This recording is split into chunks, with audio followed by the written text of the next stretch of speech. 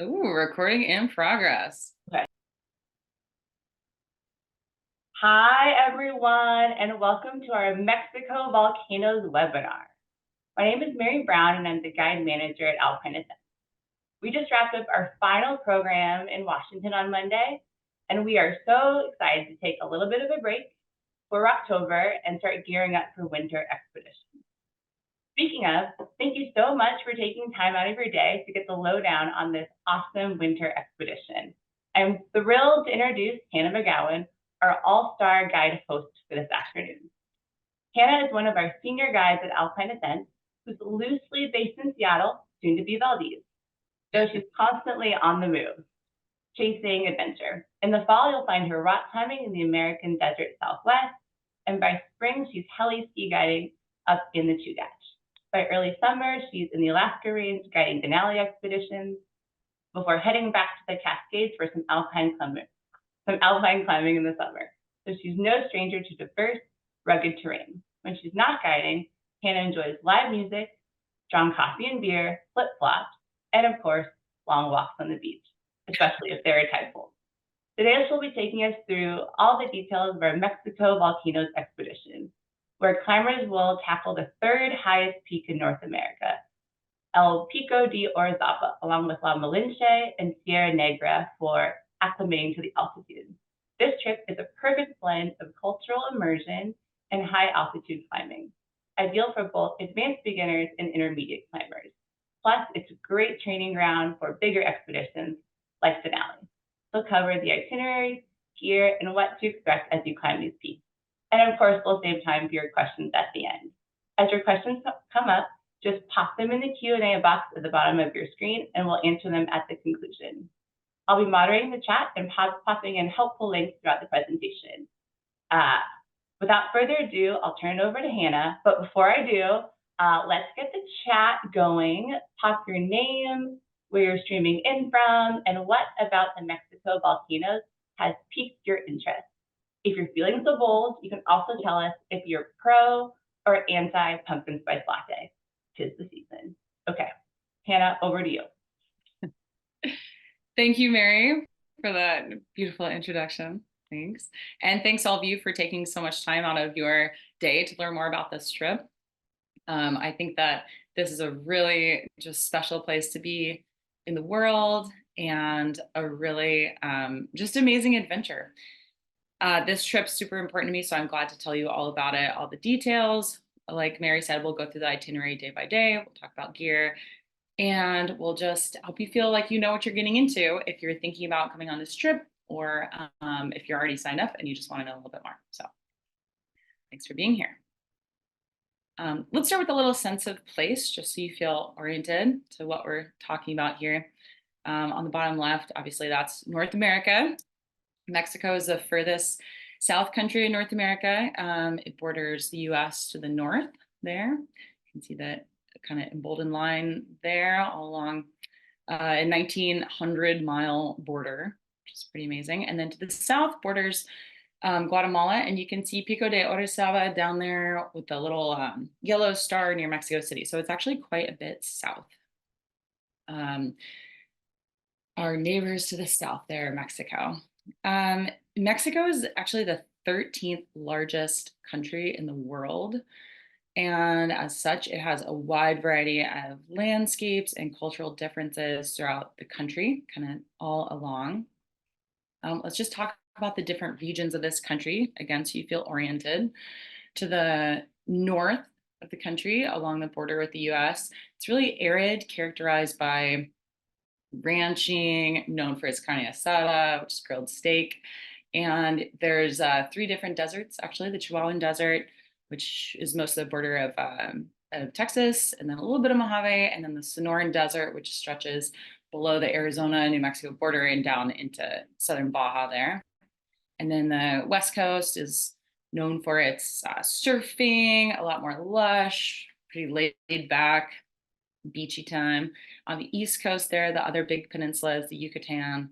It's known for its crystal clear blue waters, big cenotes, limestone formations in the ocean. Its Mayan ruins, And to the center of the country, where we start this trip and carry out this trip, is a big high plateau. And the center of the country there is characterized by a lot of big volcanoes, a lot of them quite high in altitude, which is part of what makes this trip so appealing. You can go to we try to go to the summit of the third tallest peak in North America, Pico de Orizaba. So because of a subduction zone off the west coast there, one plate moves under another and you get volcanism there in the middle of the state, in the middle of the country, excuse me. So just a kind of artist rendition here. Around the left side of the screen, you can see a big lake. And in that lake, you see the emblem of an eagle standing on top of a cactus. Well, that's actually that signifies where Mexico City is, as legend has it. The Aztecs, as they were kind of moving south, looking for the next place to settle, they had a legend that in that place they would see a golden eagle eating a snake on top of a cactus. And sure enough, they get to this big lake and there it is. So this emblem is what you see on the Mexican flag. It's what you see on the peso, the bills and the coins. And it's just a symbol of home for the Mexican people. So that big lake was settled in a city named Tenochtitlan, which was the big ancient hub, cultural hub, and intellectual hub. And the city itself was connected by a variety of canals and took place on various islands. Well, over time, the lake dried up through climate change, through human disruption, and that is now the site of Mexico City, where our trip begins. So Mexico City actually sits on top of ruins from that old city. And currently, it's the largest city in North America. So I think it's really interesting that not only has it been a place that has housed people, now to the degree of 21 million people, even thousands of years ago, it was a place where many, many people lived. So as you move through Mexico City, you can actually encounter ruins from the ancient city. And when they excavated to build the metro system, which turned 50 years old in 2019, so pretty old infrastructure there. It's kind of a pretty ingenious way to move that many people around in that place.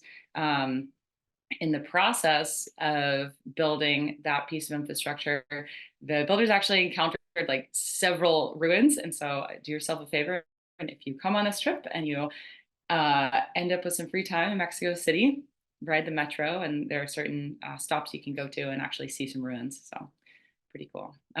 So stretching out to the right, to the east from what is now Mexico City, there's Iztaccíhuatl, the volcano known as the Sleeping Lady. Just to the south of that is Popo. That is an active volcano. It's actually forbidden to climb these days because there's so much smoke and ash coming out of it regularly. To the right of that is La Malinche, which is one of the mountains we will climb on this trip. And to the right of that, far over, is Pico de Orizaba. This is a satellite image, a little less artistic license here, but you have Mexico City in the top left. And just an overview of the itinerary for this trip. We'll basically start in Mexico City here. We will move north around Ixta and Popo, which are here. Got some pretty amazing views on that drive. Come over to this town, Tlaxcala, which is a Pueblo Mágico. Beautiful colonial architecture.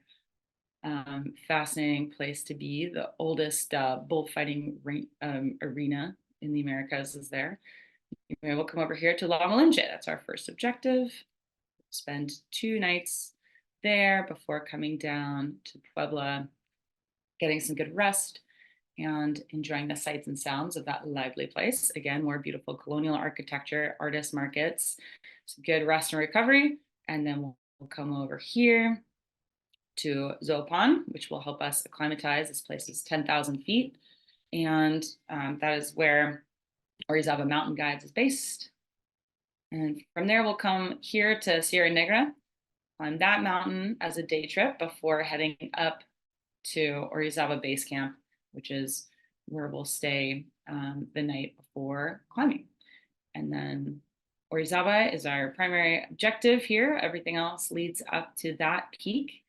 After climbing Orizaba, we return here to Zopan, spend one night, take showers, celebrate, and then we make the journey back all along to Mexico City. That's an overview of our itinerary and objectives. And let's get into it. Let's give a breakdown day by day in just a moment. But first, let's talk about what makes this climb a good fit for you. If you're interested in coming along on this trip, basically what you need to have coming into this climb to be successful here is first and foremost solid footwork with crampons on icy slopes of up to about 45 degrees. So because of the nature of this mountain, Orizaba, as well as the landscape that we'll be traveling through our entire journey here, there's not really a suitable practice location. There's not snow and ice low enough to emulate the slopes that we'll encounter up high on Orizaba. So it's very important that you come into this climb having strong footwork and experience moving with crampons on steep icy slopes. The summit cone of Orizaba is actually a quite serious piece of terrain, and just need to be able to move fluidly through that. Beyond that, you need the fitness to carry about a 40-pound pack. Our heaviest pack will be on summit day, and by the time you have your parka, your puffy pants, your water, your food, this and that, your crampons, your eye socks, your pack actually will weigh quite a bit. So at no point are we carrying overnight gear in our backpacks, but even just the gear to protect ourselves from the environment at that altitude and that long of a day will add up. So ability to carry a 40-pound pack, and the ability to just have a big long day in the mountains. Summit down Orizaba can be up to 12 hours, and that's our longest objective of this trip. The other climbs that we'll be on are quite a bit shorter, but they're an important part of the acclimatization process, as well as just being beautiful places to be. In terms of prerequisites from Alpine Ascents, to try to make sure that we're enrolling people who will be a good fit for this, we just ask that you've completed a mountaineering course with Alpine Ascents, that you come into this with baseline skills that you would gain in that course, or a strong performance on a 3-day climb. So a 3-day Muir climb on Mount Rainier, or a 3-day Baker climb. So a really strong performance there will give you the skills you need as well. This is also a great fit for you if you want to gain some experience at altitude. Orizaba is 18,491 feet. So the only place that you can get higher than that in our country is in the Alaska Range.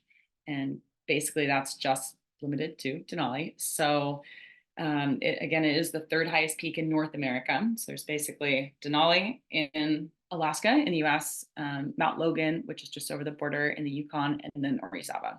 So it's a great way to get up a bit higher, start learning about how your body does at altitude, start dialing in your system in a way that's really kind of digestible, right? This trip has a lot of smaller peaks and moving parts in the itinerary. So though you get the experience of altitude, you're not locked into, say, like a 20-day trip.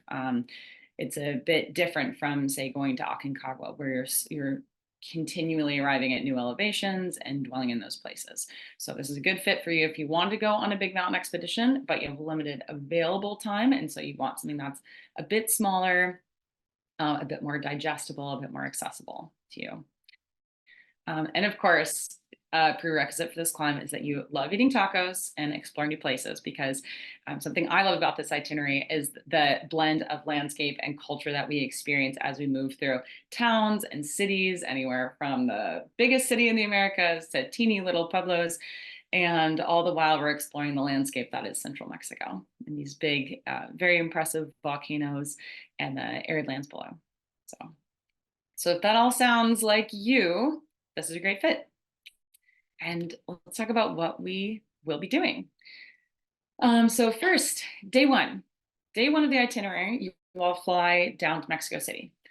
It's actually in Central Time, so there's not a big, if you're coming for the US, there's not a big time change almost no matter where you're coming from, which is great. Makes it very accessible in that way. And there are direct flights from all over the country because Mexico City is such a hub. So you'll make your way to Mexico City. You will go from the airport to the hotel that we all stay in, which is in a neighborhood called Roma, a really beautiful part of the city. Lots of colonial architecture, lots of fun, like little artist havens, coffee shops, and just cool little things going on. Lots of little music venues. It's a really happening part of town. If you want some extra credit homework, you could watch the movie Roma, which came out, I think, in 2017, 2016. It's black and white. It's kind of slow. It's kind of intense, but it's a good view of what this neighborhood was like decades ago. So anyway, just for a little extra credit, you can check that out.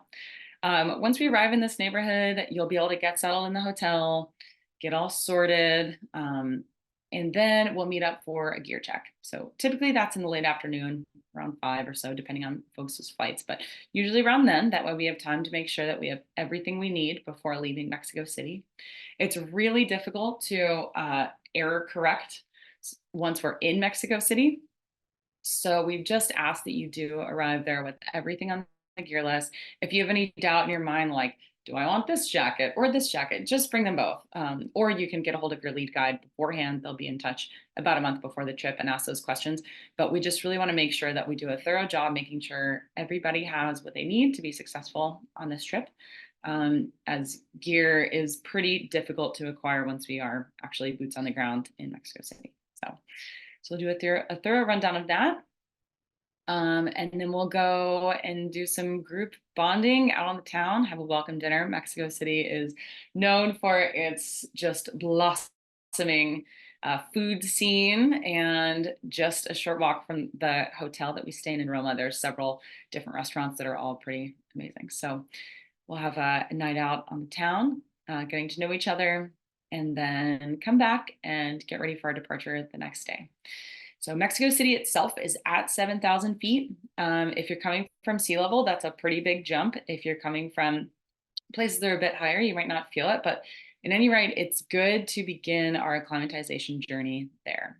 So that is that. And I would just like to recommend, if you do have any amount of spare time, do yourself a favor and come to Mexico City a little bit earlier and do some sightseeing. There's stunning museums. There's so much art. There's so much history. Ruins in the city, like I said, a very vibrant food and music scene. And so you, I think, will not be disappointed if you check it out. This picture here is in the Diego Rivera Mural Museum. This is actually the only mural in that museum. It's a Sunday afternoon in Alameda Park, and one of his famous works. If you're not familiar with Diego Rivera, he's one of the most renowned artists to come out of Mexico and out of the Americas, really known for his murals, very vibrant and very socially relevant messages, which is a Mexican art tradition. So very worth checking out. All right, moving on. The next day, we will eat some breakfast in Roma and gather all of our things and hit the road. So first we'll go just a bit north in the city to the National Anthropology Museum. This is one of the great museums of the world. It houses just countless artifacts from all over the pre-colonial world. There are just, you could spend days and days and days in this place. Sadly, we only will spend a morning there, but we have an excellent tour guide, a local man who's been working with us for a long time, and he really knows his stuff. He's been doing this for decades. So he's going to lead us through the museum and help us develop our sense of place in terms of the cultural context of Mexico, as well as legends associated with the volcanoes that we'll be climbing. So very valuable time, and also just very impressive. So this picture here is the Mayan calendar that's above us. And yeah, there's plenty of massive stone carvings there that will just really pique your interest about the people who used to live in Mexico and how their culture is still woven into what you see today. From there, we'll go to a town called Tlaxcala, which is in the picture on the left. It's a small town, again, Pueblo Mágico, which is just a designation that occurs at a national level of the Mexican government recognizing smaller towns that are really culturally relevant, really stunning for a variety of reasons. So it's in that, it has that designation, and we'll eat a beautiful lunch there. There's a big old hotel there on the main city square. So we'll have lunch there, and then we'll go for a short walking tour and stretch our legs, because at that point we will have been in the van for a couple hours. The views as we come around Ixta and Popo are stunning. It's nice to begin to understand how we fit into the landscape by moving around those mountains. And after our walking tour and stretching our legs, we'll jump back in the van and we will go to the flanks of La Malinche, where we'll stay in little cabanas there and sleep at 10,000 feet. So this is an important part of the acclimatization process. Those cabanas are a little bit rugged in that there's no electricity, there's no Wi-Fi, but there is running water, there are flushing toilets and showers. And so it's kind of a good in between. I like that this trip has a bit of roughing it mixed in with nicer hotel stays. So in Mexico City, we're somewhere really comfortable.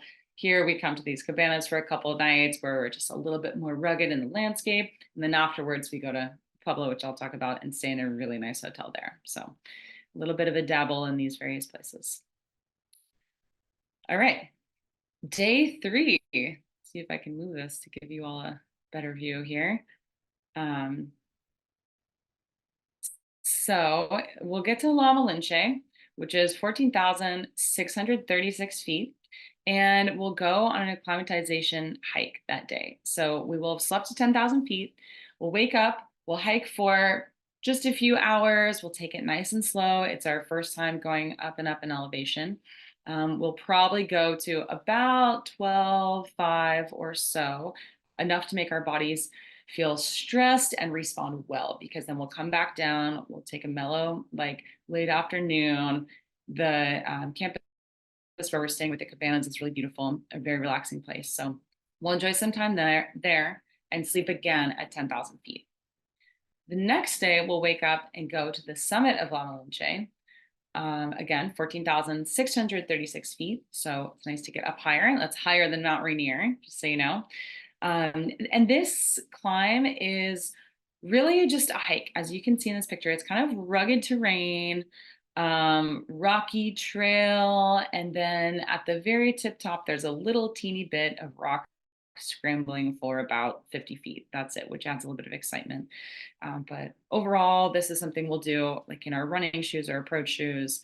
And it's a way for our bodies to get used to the thinner air, used to the stresses of that, and just taking a really, really beautiful place. Okay, for some reason this is not letting me go to the next one.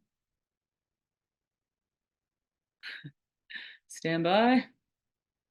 Oh, there we go. All right, from there we will go down to Puebla. So we'll climb Malinche and then that evening drive down to Puebla.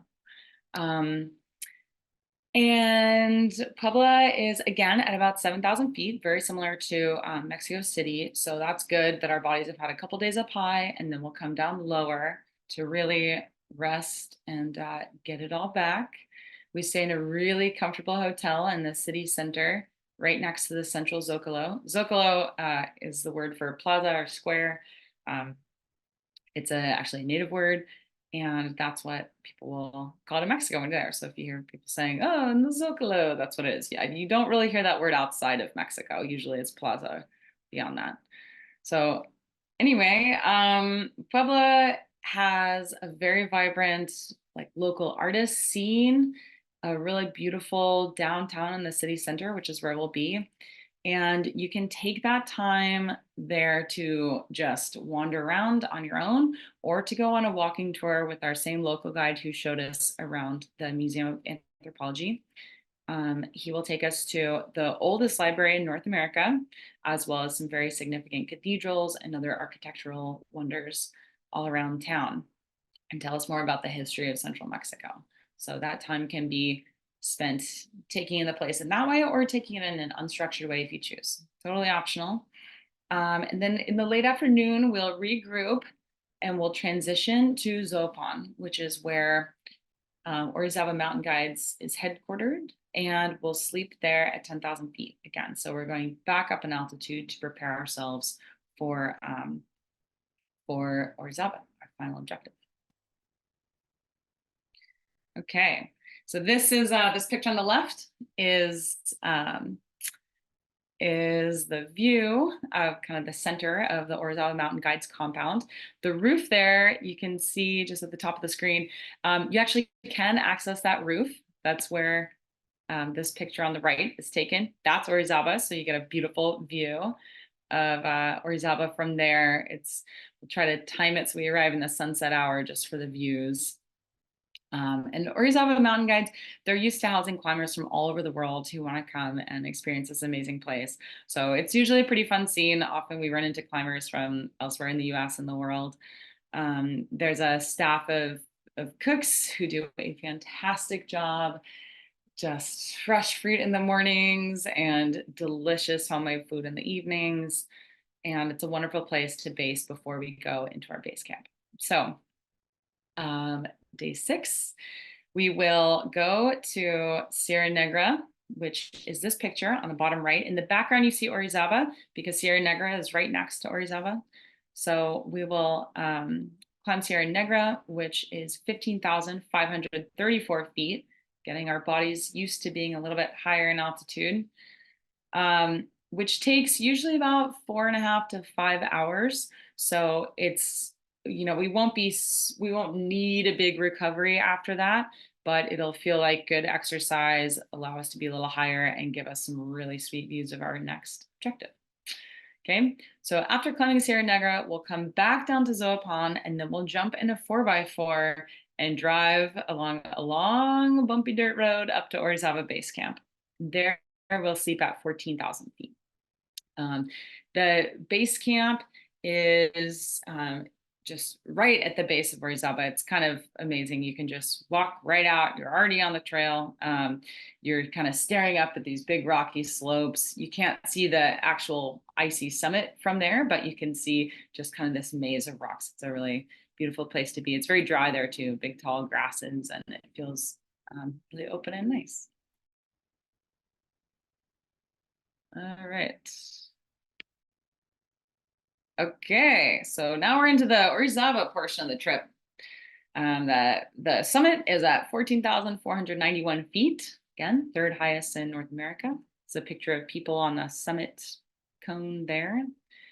So previous night, we arrived at base camp and we basically are just going to put up our tents. We are sleeping in tents.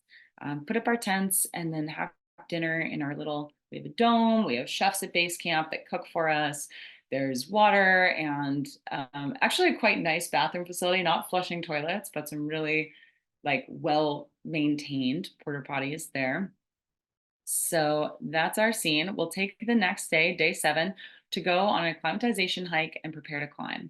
So we'll get our bodies up a little bit. That helps us preview the route, see what the terrain is like, and then pack our bags, get ready, continue to breathe the high air, and sleep again that night at 14,000 feet. Okay. The next day is when we will attempt to summit Orizaba.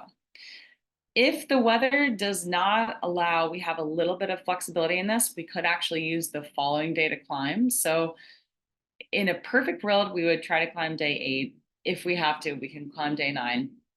But more often than not, especially in the winter, the weather is cooperative on Orizaba and we're able to climb most days. So usually if the weather is going to be bad at that time of year, it's in the dry time of year. Basically, that part of Mexico has a wet season, dry season. The wet season ends about mid-September and the dry season takes over. And climbing in the winter high season is nice because the weather is usually pretty streamlined, dominated by high pressure. And yet there's still enough snow from the wet season to make it just a little bit more palatable from a risk management standpoint of walking on those steep slopes. So storms are definitely possible that time of year, but it's just very likely that there'll be very good weather for climbing. So any rate, day 8 is our summit attempt on Orizaba. And that's typically a 10-ish hour day. We could say 10 to 12, depending on what our group is like. We have a little bit of flexibility in that. And then once we return to base camp, we'll basically gather all of our things, throw them back in the 4x4 and return to Zoapan to the Orizaba Mountain Guide base and sleep that night at 10,000 feet again, which will feel really like a warm welcome after being at 14,000 feet. Like at the beginning of the trip, 10,000 feet sounds so high, but after going to 14,500 feet and sleeping at 14,000 feet, I'm sorry, this is a typo. Should be 18,491. Sorry about that, everyone. Like we don't just climb 491 feet, we climb 4,491 feet. Anyway, apologies. But but after going to 18,500 feet and sleeping down at 14,000 feet, going down to 10,000 feet at Zopan will feel really nice. So, so that is that. Here's a route overview of Orizaba. So here we go. I got the numbers right on this slide. That's great. You can see down here, this is the base camp, okay, 14,000 feet. The way this route works is you basically walk on rocky trail up this way and eventually get into this zone called the Labyrinth, which is aptly named. It's a maze of rocks. We work with local guides. So your lead guide from Alpine Ascents is there in conjunction with a couple guides from Orizaba Mountain Guides. And as a team, we'll move through the labyrinth up and up and up to the bottom of the glacier, which is at 16,800 feet. And then at that point, we'll put on harnesses, helmet, crampons, get out our ice axes, step onto the glacier. And this glacier does not have many crevasses. It's more the bigger hazard is actually falling off the mountain. So most likely we will not move in a longer interval glacier travel orientation the way you may have on Mount Baker or Mount Rainier. We'll likely just move to a short rope configuration, which is what you probably would have experienced on the Roman wall of Mount Baker if you climb that, where the team is close together to guard us against a fall that would go off the mountain rather than into the mountain. So we'll work our way up the glacier from 16,800 feet to 18,491, the summit, which is down here on the left. You can see the summit as you it's actually quite a deep bowl. It's very dramatic up there. So as you crest, you kind of walk along it. And if it's a clear day from there, you actually can see the Caribbean, which is pretty unique in the world to be able to stand on a mountain that high and see the crystal clear blue water of those low-lying areas. And if it's cloudy, if nothing else, you get to see Sierra Negra, which is great. And so we were just a couple days before. The vertical gain on this climb is 4,491 feet, and it's about 5 miles. Depends how things go through the labyrinth and how much crisscrossing you do at the top. But yeah, more or less 5 miles. And we'll just go up, come back down. We'll wear boots for the climb and crampons just in the snow as needed. Sometimes at that time of year, the labyrinth is filled with snow and it's makes sense to put crampons on to move through there. But more often than not, you don't use crampons and ice axe until you get to the actual glacier portion of the climb. But it's very important to have those things with us. So even though it's just a short portion of the climb, we have to have those things as we go. Okay, let's move this over. All right, and day 9, again, here's the summit crater on Orizaba. You can look in and see all sorts of smoke, fumaroles, pretty cool. So day 9, the night before, right? We've climbed Orizaba, we go down to Zopan, we celebrate, and then day 9, we wake up there and we return to Mexico City. That's quite a long drive, and it allows us to sleep in and really like get some good rest after a big day on Orizaba. So by the time we arrive back in the city, usually everyone is pretty excited to just wear flip-flops, put their feet up, and eat a big dinner and really take in the wondrous food options of Mexico City. We'll essentially say farewell on that night, and day 10, everyone will depart and fly back to the US. So that is it, day by day. Let's talk about some of the other aspects of this. Food, which is one of my favorite parts of being in Mexico. The The food that we'll be eating on this trip is a mixture of food prepared for us at base camp, when we're at Orizaba base camp, or at the Orizaba Mountain Guides compound that will be cooked for us by some cooks who work for Orizaba Mountain Guides. They do a fabulous job.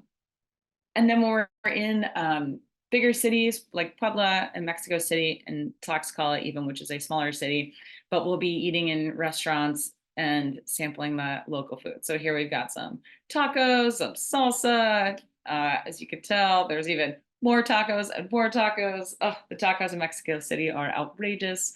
So hopefully that's of interest to you. In terms of bringing food for the climb and for the hikes, I just really want to highlight that Mexico excels in snack food in a way that I've never experienced elsewhere in the world. I mean, check it out. There's hot dog flavored Pringles. That's outrageous. Turns out they're actually pretty good. We all shared a tube of those things in the van driving from somewhere to somewhere last year, and we were delighted. These are my personal favorite Mexican snacks, the cacahuates japones. They're like peanuts covered in a little bit of like a crunchy outside coating, usually with some sort of limey or citrusy flavor. And then, over there we got the De La Rosa. It's a little peanut flavored cake. So what I'm getting at here is that you can't really get things like goos and shop blocks in Mexico, but you can get these other amazing snacks that I think will see you through on your journey. But we do recommend that for Summit Day on Orizaba, if you have strong preferences like that, if you know your body does well at altitude or when it's really stressed with those more performance oriented snacks, please bring those from the States. Everything else you can get in Mexico. And I think that trying new and delicious foods is a highlight for most folks when they're on this trip or traveling elsewhere in the world. Okay, some other logistics here. So in terms of traveling to Mexico, I think a really common question that people have, they're like, is it safe to travel there? And the reality is, like anywhere in the world, if you look like maybe you don't belong there, you could be a target for some sort of theft and this and that. So just practice normal travel savvy things, be discreet about your money, make sure you keep an eye on your bag, things like that. There are certain parts of Mexico that are have US travel recommendations around them, basically like reconsider your travel or think heavily about your travel when going to those places. But the part of Mexico that we'll be in, the US government just recommends that we just take normal precautions. There's no elevated risk of violence or robbery or anything going to those places. So just ease your mind. There are a couple things that are worth doing. Most notably, it's a little lower on the list here, but taking a ride from the airport via a rideshare app instead of a taxi. That's a great idea. It's very rare to have a negative interaction with a taxi, but because it can happen, part of those normal travel savvy techniques is to line up your ride ahead of time. Uber works really well in Mexico City. It's very affordable as well, but having something that you've prearranged that you then just look for the license plate of rather than just hailing a taxi on the street is a really good move to just kind of stack the odds in your favor in terms of having a like healthy, smooth trip down there.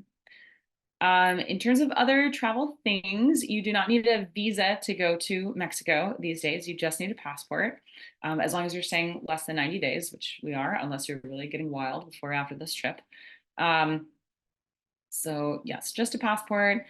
It's a good idea if you would like to have access to the internet on your phone or even cell service to look into getting an eSIM card for your phone before you go down there. There are several different apps and online services that you can use to make your phone able to make phone calls or receive data when you're down there. So I'd recommend looking into that ahead of time so that you're not then boots on the ground with no cell reception trying to figure out how to do it. So line that up ahead of time if that's something that interests you. We will have Wi-Fi in Mexico City, Puebla, and Zapopan, but anywhere else you'll be reliant on data if you would like, or when you're just outside walking around in the street. So that's a good thing to line up ahead of time. In terms of bringing cash down there, in the bigger cities, Mexico City and Puebla, um, anywhere takes a credit card, debit card. It's just like the US in that regard. So don't feel like you need to just walk around with like a whole bunch of cash. We do recommend bringing from $500 to $700 of US dollars in cash down there when you go, so that you have it for incidentals and for, smaller things as you go, any kind of souvenirs that you might want, things like that. Cash is going to be your best bet. And then also in smaller towns like Tlaxcala, as well as tipping your local guides. So apps like Venmo don't really work down there. That's just specific to the US. So if you would like to tip your Mexican guide, cash is the way. And you can go about that, having that cash with you in a couple ways. You could either bring cash down there and exchange it, or you can just bring your card, and when you get there, take cash out in an ATM. There are many, many ATMs all over Mexico City. And I think that probably what should dictate that is just what bank you have and if they're going to charge you a foreign ATM fee. Typically, the exchange rate you get from an ATM is pretty good. It's probably comparable to what you get in changing cash. When you use a credit card or debit card, typically the exchange rate is very good. It's basically normal. So you don't really miss out on anything by using your card. It's just that you might not be able to use your card in smaller places. Okay. We've already talked about the ride share app. Okay, this is a big one. Do not drink the water in Mexico. Do not drink the water in Mexico. It's really easy to forget about this when you're brushing your teeth, or maybe you're in the shower and you just get a little water in your mouth.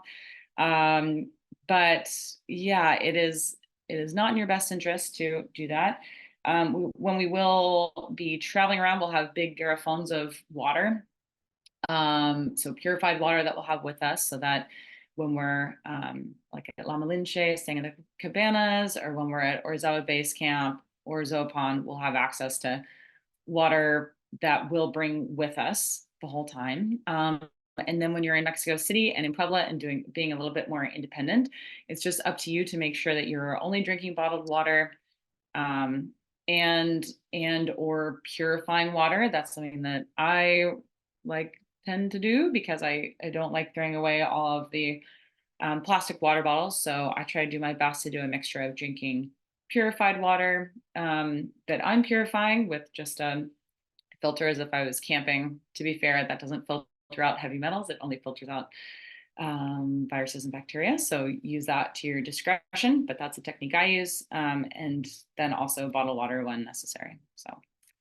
up to you to navigate that how you will. Just be cautious in restaurants when you're ordering fresh food and things like that. But in bigger cities like Puebla, Mexico City, no one drinks the water. It's not that the local people do and that it's harder for people who are not from there, for our flora and fauna, to handle it. Really, it's that no one drinks the water. So if you go to a restaurant, they're not going to give you tap water. They've made ice cubes out of filtered water, and they've washed all the vegetables in filtered water as well. So you don't have to stress that too much. Okay. One detail about being in Mexico is that it's very usual to throw the toilet paper in a trash can instead of in the toilet. Just front loading that because you'll be traveling there to some degree before you meet as a group. And that's just a nice thing to do. The reason is pretty much the whole country runs on septic, rather than a centralized sewage place. So it's just best to keep anything that doesn't need to be in that septic system out of it. Okay. And finally, they use the same electric ports as we do. You don't need any charging adapter or anything like that. You can just bring your normal setup, and the plugs down there are the same. That's not something you need to line up ahead of time. So yeah, that's just kind of a smattering of logistics and travel tips when you are going to Mexico. And I hope that, I hope that you all are excited to visit a new place and take it on. Let's talk quickly about gear, and then we'll get into the Q&A portion of this. First of all, I just want to show you all these pictures. Look at how bundled up we are. Look, that's me. I'm even wearing a freaking down skirt. Look, we've got like puffy pants on. So it was a particularly windy day. I think it's very easy to underestimate the cold in Mexico because we think of Mexico as like, palm trees and flip-flops, but it's actually very cold up there. So please follow the gear list. Make sure you have everything on the gear list. We do recommend double boots, a 0-degree sleeping bag, a parka, puffy pants. Please don't leave home without those things. If we are dealt a hand with a windy day, we would hate if you couldn't climb this final objective Orizaba just because your gear wouldn't allow. So keep that in mind. And I just want to reiterate that's very difficult to acquire gear in Mexico. So please show up with those things. That way we're able to just be on our way and enjoy the trip rather than getting held up trying to acquire various things. So that is all that I like to share with you. I'm really curious to hear your questions, and I hope that you feel really inspired to come down to Mexico. So nos vemos. See you in Mexico.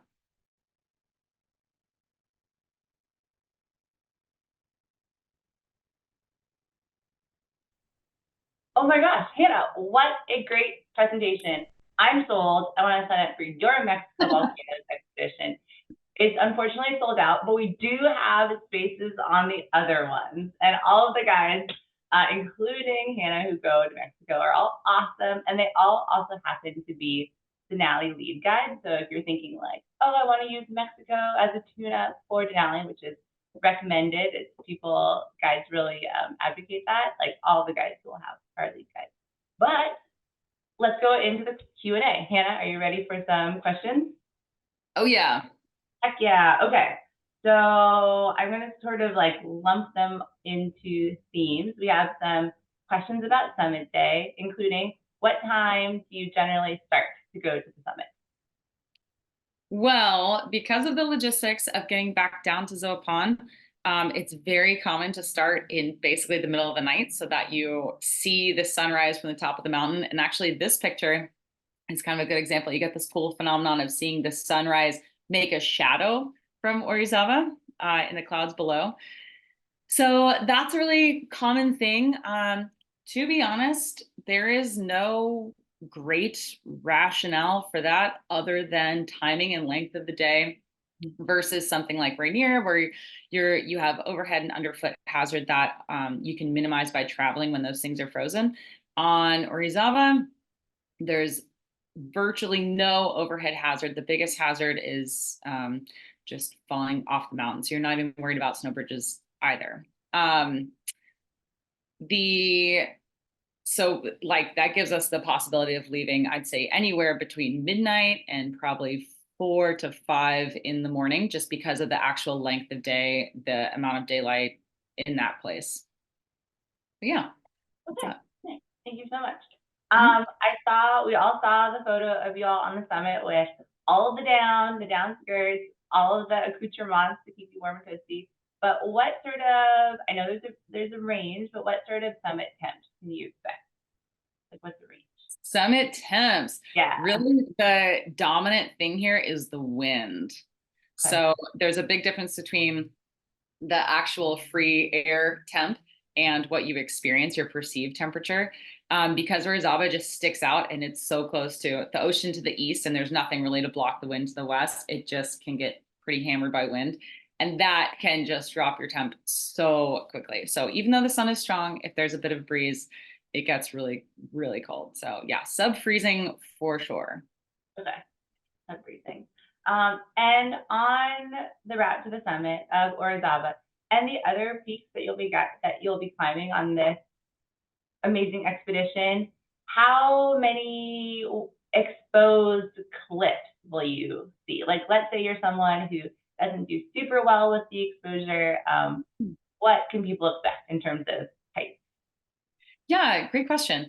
On La Malinche, at the very, very tip top, you kind of end up at the top of a cliff looking out one way. So that feels exposed. It's only exposed while you're moving for a very short amount of time, but you basically get to this little tiny peak where you can look over, and yes, it's a massive drop off of a cliff. Um, on Sierra Negra, it's just kind of a big, it just feels like you're hiking. It just is at a high altitude with good views. So that doesn't feel very exposed at all. And then on Orizaba, really just the last, I'd say 1,000 or so feet. The summit cone, the glacier there, gets steeper as you get higher up it. It's like, looks like kind of a perfect cone, really. So the top is actually quite exposed.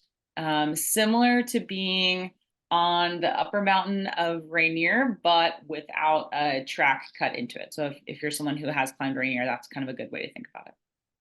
Got it. I know when you're talking about the going up the Hamasa Glacier, like the risk is not falling into a crevasse because it is not heavily crevasse, but falling off the mountain like a slip and fall. What are some ways that that is mitigated on the climb? And follow-up question, is there an opportunity for the climbers on the trip to practice self-arrest before summit day? That's a great question. There's not a very good, like, practical way to practice self-arrest before summit day, unless somehow it just snows a lot, because base camp is essentially snow-free at that time of year. And so you could practice the body position, but you're like in rocks and dirt. It's just not very practical. So coming into this climb with those skills is really important. And how to mitigate a fall on the upper mountain.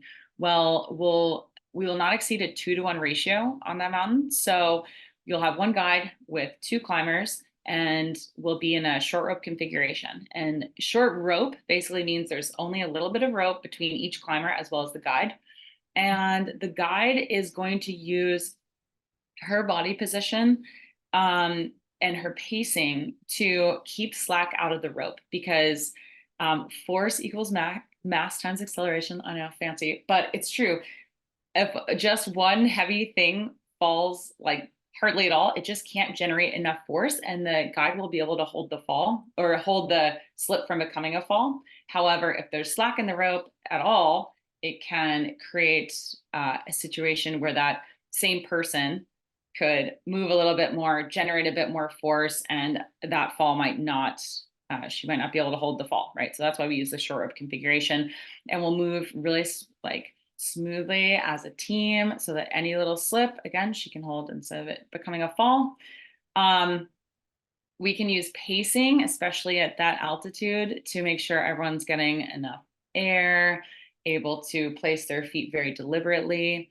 And if the snow allows, the guide will kick steps. That way there's a bit more of a template, which can make the footwork a little bit easier. Yeah, those are our biggest tools. Sometimes the upper mountain can be really icy. Sometimes there's fresh snow. That's just something that is going to be impossible to predict until we're really there. I've seen it snow like a few feet there, which is kind of wild. And then a few days later, the climbers on the mountain were like, oh yeah, the snow is gone. Like the wind just took it. So it can change really rapidly.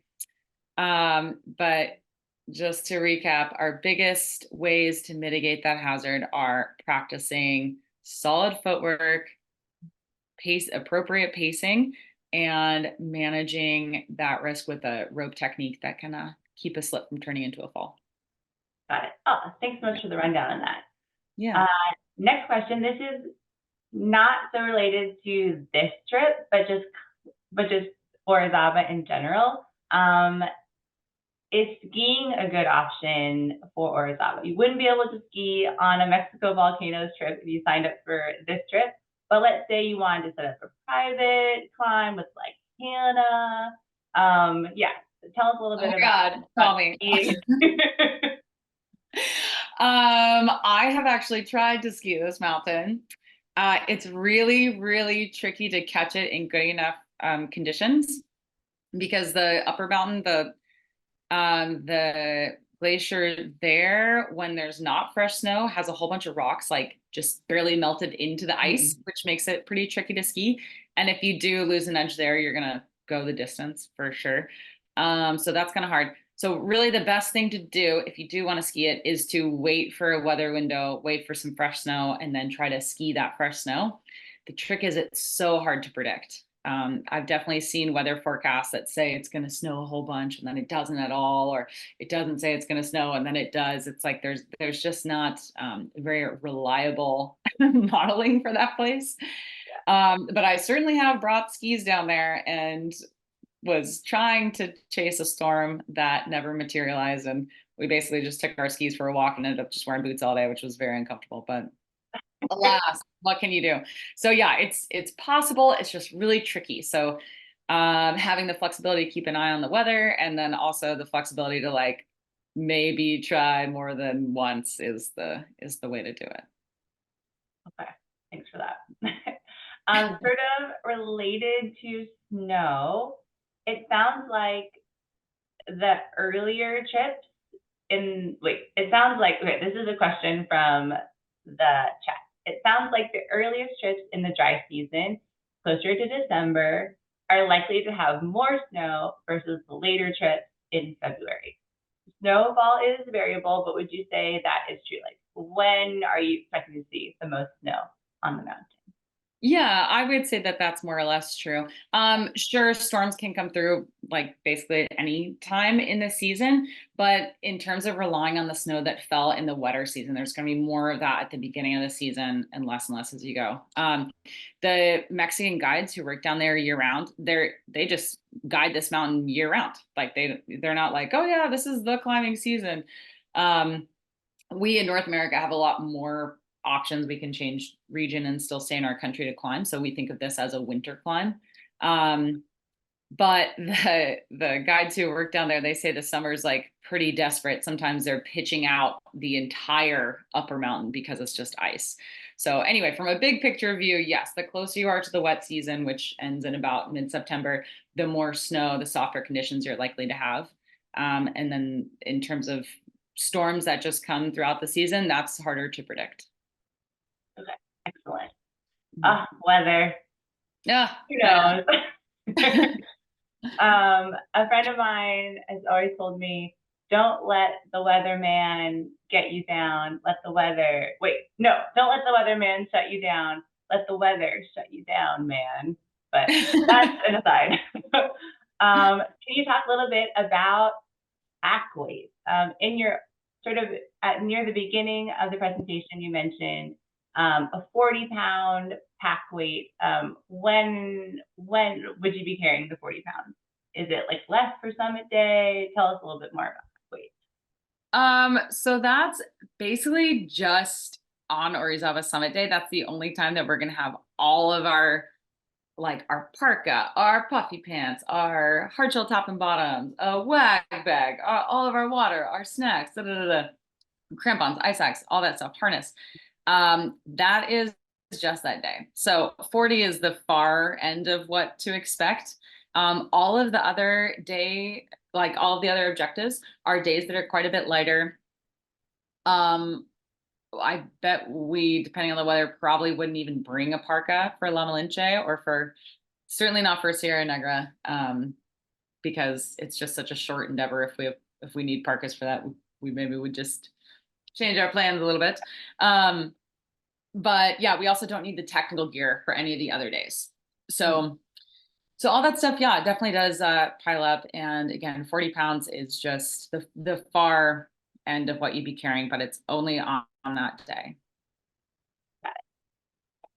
What other questions? In your presentation, you mentioned a down skirt. Can you talk about some other good options for climbers who get cold easily, like puffy pants? Also, in a related question, there was a question in the chat about double boots for people who, specific double boots for people who get super cold feet. Mm-hmm. Part two of the question is, would this be a triple boot situation? So like, talk to us about cold weather gear. I guess this is the question. Yeah, yeah. I mean, double boots are that's the tool for the job up there for sure. I think triple boots are going to be a bit much, especially because we're only like on snow and we're only up really high for such a small portion of that day. Last year I climbed just after New Year's and I literally climbed pretty much from above the labyrinth to the summit and back in long underwear, soft shell pants, puffy pants, and my double boots. Like it was just really cold and windy. So it can happen. It totally can happen. Yeah, double boots are a great thing. I'm just like my strategy with my toes is that I find if I can just keep my hips and my upper legs, like thigh area, if I can keep those things warm, then my feet do so much better. So I'm really quick to put on the Gore-Tex pants if it's windy. I'm really quick to put on the puffy pants. I never leave home without the down skirt. Even men, you guys can wear that.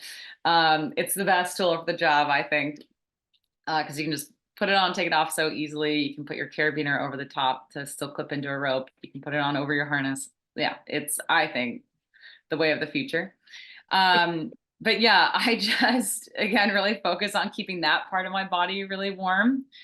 And we're just going to do the best we can to mitigate some of those things with pacing as well, like with taking efficient breaks that people don't get super cold. So, and not moving so fast that people sweat.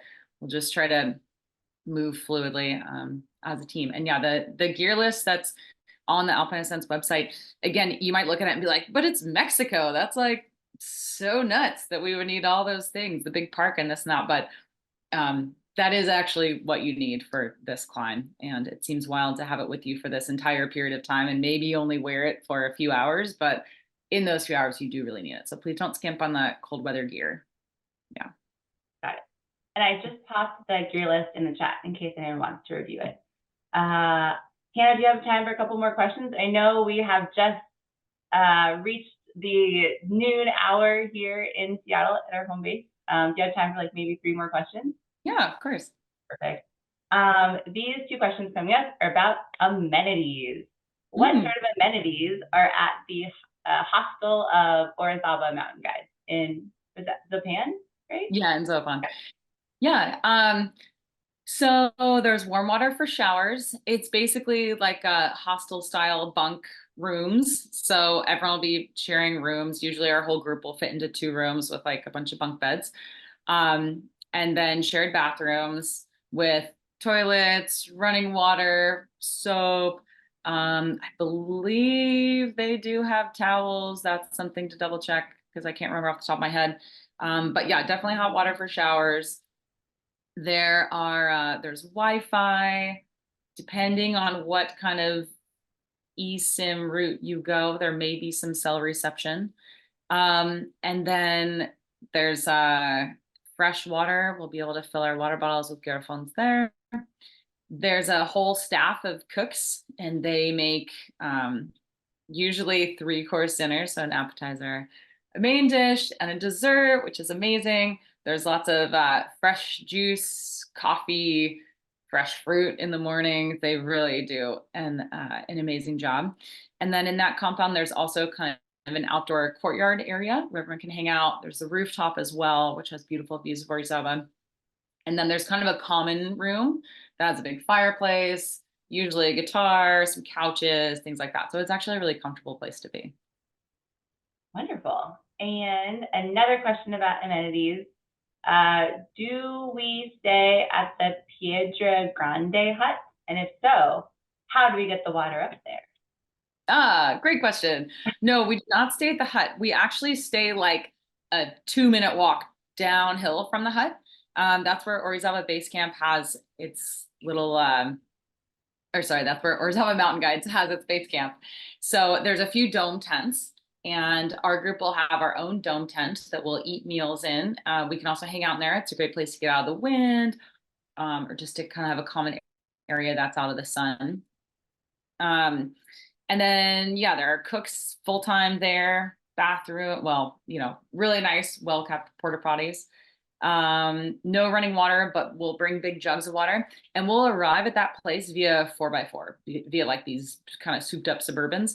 So we'll get there with all of our stuff. We won't have to carry any of it. So, you can be as luxurious as you'd like in terms of snacks and this and that, maybe even a pillow, just whatever fits in your duffel bag is what you can bring there. Yeah, and we'll be sleeping in tents, like just VE 25 tents or potentially Trangos. We have a mixture of those 2 down there. So burly mountaineering tents. But then we'll just go into the dome tents for meals and hanging out and things like that. Wonderful. Okay. And final question of the afternoon. We have a couple climbers in the chat in the Q&A who have recently climbed Cayambe in Ecuador, which is just shy of 19,000 feet. How would this be a good next trip for someone who's climbed Cayambe? How does it rate in difficulty? Hmm. I'm gonna be honest, I've never climbed Cayambe, though I would love to. I hope you had an awesome trip down there. It looks so great. But this trip, I believe, is like about comparable in difficulty. So I think this would be a good trip to do if you want more of that, more time at altitude, more time moving on your feet. Um, and just another like great adventure in a Spanish speaking country and a great excuse to, go somewhere cool and experience something. So, in terms of like stepping up your skills, this isn't a big step up. It's about comparable and also totally worthy. So if you enjoyed Cayambe, you'll probably really enjoy this trip. Woohoo! Okay. Mhm. And Hannah, one final question from me to you. What is your favorite part of this expedition? Oh man. If you can pick just one. I think I think honestly, my favorite like day of this trip is the day that we climb Malinche and then go down to Puebla because usually that's right at the point where the group is like just fully meshed and we just did something big together and yet there's still a lot of kind of excitement and flurries about like the rest of the trip like oh what is Orizaba going to be like and things like that so it's kind of like this excitement and yet we already had this big accomplishment and then we go down to Puebla and get to just relax and usually just the vibe is good amongst the group and everyone's just happy and a little bit more relaxed than a few days before when we started the trip and everyone's kind of wondering what it's going to be like and how it's going to feel being at altitude. So I think that's my singular favorite day. I mean, obviously Orizaba is amazing and I just think that mountain is so cool. But yeah, I think the combination of things that we do on the Malinche day is my favorite. Wonderful. Well, Hannah, thank you so much for this presentation. I am sold. I'm ready to book my ticket and get the time off from Alpine Ascents to go to the volcanoes of Mexico. Someone asked in the chat if there are any fall trips, fall 2025. Yes, there will be. Our fall trip is usually around mid-November. And final words from me. If you didn't take notes, do not worry. This webinar has been recorded and we posted on the Alpine Ascents blog probably sometime next week. If you have any questions that you didn't get a chance to ask in the chat, no worries. Just email us at climb@alpineascents.com. Or if you have a gear question, you can email our resident gear experts at gear@alpineascents.com. Thank you again for joining us. Hannah, thank you again so much. And I hope everyone has a great rest of their day. Great. Thanks, you all. Bye.